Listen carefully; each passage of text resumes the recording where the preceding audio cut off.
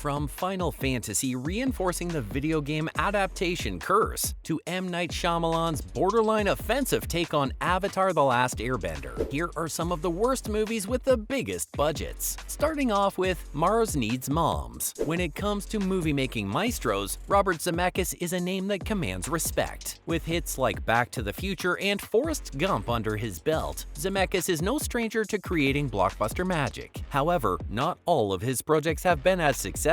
One notable flop that left audiences scratching their heads and studios counting their losses was Mars Needs Moms. With a jaw-dropping budget of $150 million, the film had all the makings of a surefire hit. After all, Zemeckis was known for his mastery of creating visually stunning and emotionally resonant films. But even the best-laid plans can go awry. The worldwide gross of Mars Needs Moms amounted to a paltry $39.5 million, making it a colossal financial disappointment. The plot revolved around a young boy named Milo, who embarks on a thrilling adventure to rescue his mom from Martians, who are in desperate need of a motherly figure. It seemed like an exciting premise, one that would capture the imaginations of audiences young and old alike. However, despite its promising concept and talent, the movie failed to connect with audiences. But this isn't the only animated feature flop on this list. Another one that failed to live up to its potential was Final Fantasy: The Spirits Within.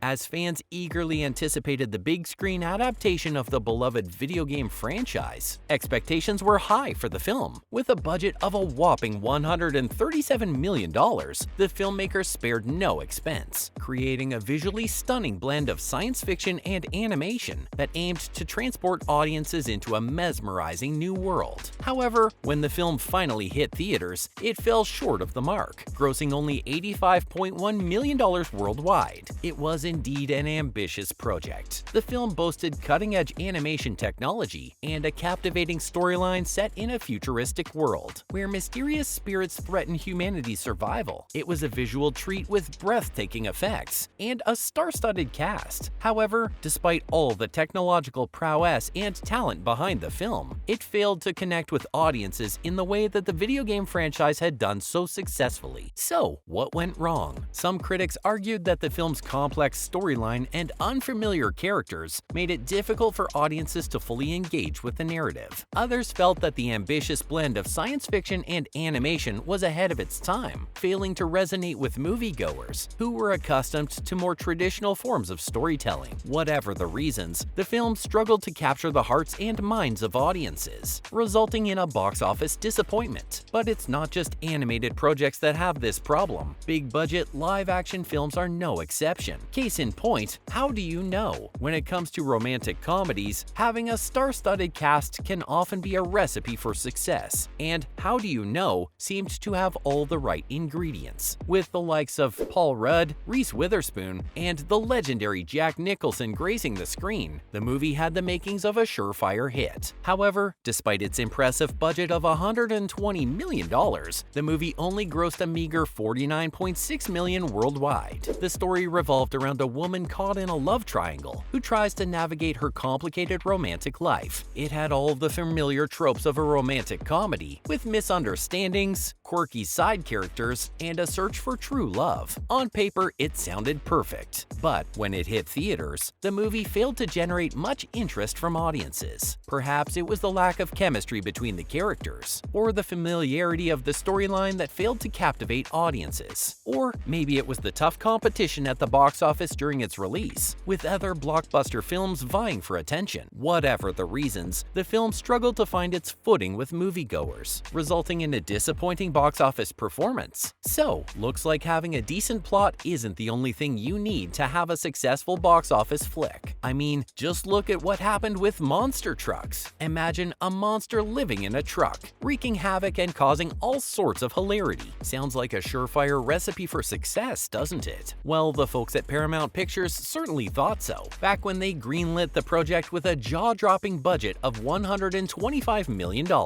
Monster trucks seemed to be destined for greatness. It had an intriguing concept, a talented cast bringing the characters to life, with Lucas Till in the lead and Rob Lowe and Jane Levy alongside him. Plus, it had a budget that could rival some of the biggest action flicks in Hollywood. But after its release, the film failed to gain the traction direction it needed to rev its engines and roar to success. The movie's quirky premise and unique blend of live action and animation didn't quite resonate with audiences as the studio had hoped. Grossing only $61.6 million worldwide, it fell far short of recouping its hefty budget, leaving Paramount Pictures scratching their heads in bewilderment. Some critics argued that the film's unconventional concept and genre-blending approach may have been a tough sell for moviegoers. Others felt that the marketing and promotional efforts didn't effectively convey the film's appeal. Whatever the reasons, Monster Trucks ended up being a bumpy ride for Paramount Pictures, leaving them with a costly misfire that they didn't see coming. Maybe if they had a more high-profile cast, it could have worked. But then again, that's not always a guarantee either. I mean, just take a look at Ryan Reynolds and R.I.P.D. After the not-so-super success of The Green Lantern, Reynolds must have thought he had left the comic book curse behind. But fate had other plans in store for him. Enter R.I.P.D., a supernatural action comedy with a budget of $130 million and high hopes for a box office hit. However, what seemed like a promising venture quickly turned into a haunting disappointment. Reynolds seemed like the perfect fit for the film's lead role, paired with Jeff Bridges, another Hollywood heavyweight. The duo was expected to deliver a dynamic performance that would bring the comic book adaptation to life. However, despite their best efforts, the film failed to capture the hearts and wallets of audiences. Its lackluster reception was a blow to Reynolds and the studio alike. With a disappointing worldwide gross of only $79.1 million, it fell far short of its budget. It seemed that the afterlife-themed action comedy just didn't resonate with viewers, and the box office numbers spoke for themselves. But it still wasn't as big of a disaster as Avatar: The Last Airbender.